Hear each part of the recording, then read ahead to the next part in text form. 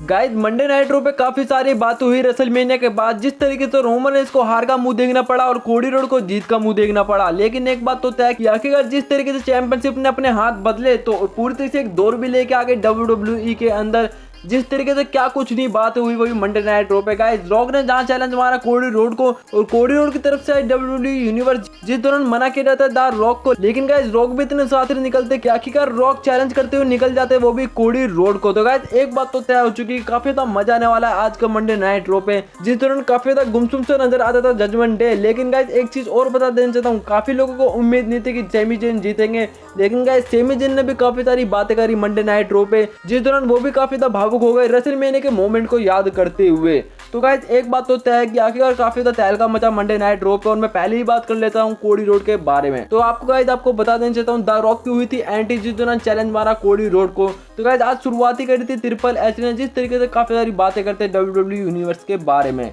जिस दौरान बिल्कुल साफ कहना होता कि आखिरकार रेसलमेनिया खत्म हो चुका है और अब नया दौर चालू हो चुका है। जिस तरीके से कोडी रोड न्यू चैंपियन बन चुका है और ये सब पूरी तरह से पॉसिबल हो पाया सिर्फ आप लोगों की वजह से, और इतिहास का सबसे बड़ा रेसलमेनिया एक्स्ट्रा लार्ज भी पूरी तरीके से बन पाया सिर्फ आप लोगों की वजह से। और मैं बुलाना चाहता हूँ अनडिस्प्यूटेड यूनिवर्सल चैंपियन द कोडी रोड। और गाइस कोडी रोड की होती है अच्छी खासी एंटी, जिस दौरान बिल्कुल साफ कहना होता है रोमन रेंस के बारे में कि आखिरकार रोमन रेंस मेरे जनरेशन का सबसे तगड़ा सुपरस्टार नजर आया, जिस दौरान उसने मुझे पूरी से खत्म करना चाहा। जिस तरीके से मैं उसे एक्नॉलेज भी करता हूं, चाहे मैं उसे पसंद करूं चाहे ना करूं, लेकिन एक बात तो तय कर देना चाहता हूं कि रोमन रेंस ने काफी टाइम तक राज किया WWE के अंदर, लेकिन खत्म करने वाला मैं हूं रोमन रेंस को। जिस तरीके से एक्स्ट्रा लार्ज में मैंने उसे खत्म करा और उसकी यूनिवर्सल चैंपियनशिप जीत ली। और गाइस उसी दौरान काफी सारी बातें करता है WWE यूनिवर्स से, जिस दौरान कहते हैं कि आखिरकार ये सब तो सिर्फ पॉसिबल हो पाया सिर्फ आप लोगों की मोटिवेशन की वजह से। और गाइस उसी दौरान बोलते कि आखिरकार जिस तरीके से मैं भी लाइन में लगा हुआ था यूनिवर्सल चैंपियनशिप को लेने के लिए, और मेरी चैंपियनशिप के लिए भी लगेगी लाइन, जिस दौरान मैं उन लोगों को खत्म करूंगा और बनूंगा अनडिस्प्यूटेड यूनिवर्सल चैंपियन।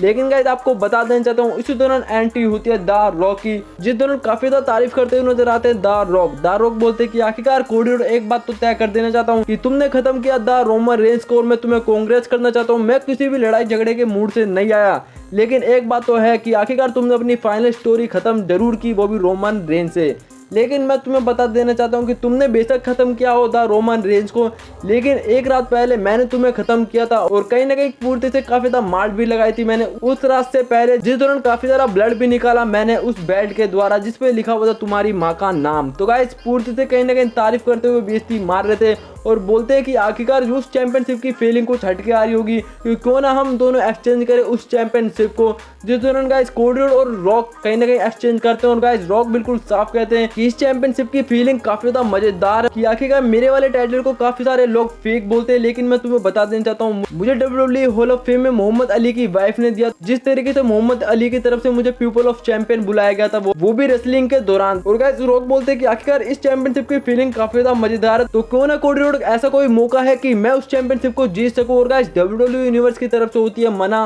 और गाइस पूरी तरीके से कोडी रोड हामी भरते हैं, जिस दौरान रॉक का बिल्कुल साफ कहना होता है कि आखिरकार मैं मानता हूं कि तुमने खत्म किया रोमन रेंस को, वो भी रिंग के बीचों बीच 1 2 3 करके, लेकिन एक रात पहले मैंने भी तुम्हें खत्म किया था। बेशक तुम आज के टाइम पे मुझसे फाइट ना करो उस यूनिवर्सल चैंपियनशिप के, लेकिन कुछ टाइम के लिए आज के टाइम पे मुझे जाना पड़ेगा WWE से। लेकिन तुम्हारी और रोमन रेंस की फाइनल स्टोरी बेशक खत्म हो चुकी हो, लेकिन मेरी और तुम्हारी स्टोरी अभी हाल ही में शुरू हुई है। और गाइस उस दौरान कोडी रोड बोलते हैं कि मुझे तुम्हारा इंतजार रहेगा फ्यूचर में, जिस तरीके से तुम मुझे चैलेंज दे रहे हो। लेकिन आपको बता देना चाहता हूँ रॉक भी बोलते हैं कि मुझे इंतजार करने का तो मन है नहीं, जिस तरीके से मैंने तुम्हारे में मार लगाई। और गाइस उस दौरान फिर से तारीफ करते हुए नजर आते हैं द कोडी रोड की, जिस तरीके से बोलते हैं कि आखिरकार तुमने रोमन रेंस को हराया द एक्स्ट्रा लार्ज में। तो गाइस काफी ज्यादा प्रेशर देके ये बात कही जा रही थी वो भी रॉक की तरफ से, जिस दौरान गाइस मुझे तो एक बात तो तय हो गई थी कि आखिरकार जहां कोडी रोड ने चैंपियनशिप जीती वहीं रॉक की तरफ से रिस्पेक्ट मिलना चालू हो गई थी द कोडी रोड को। और गाइस उस दौरान पूरी से ये बोलते हैं कि आखिरकार मैं तुम्हारा फाइनल बॉस हूँ,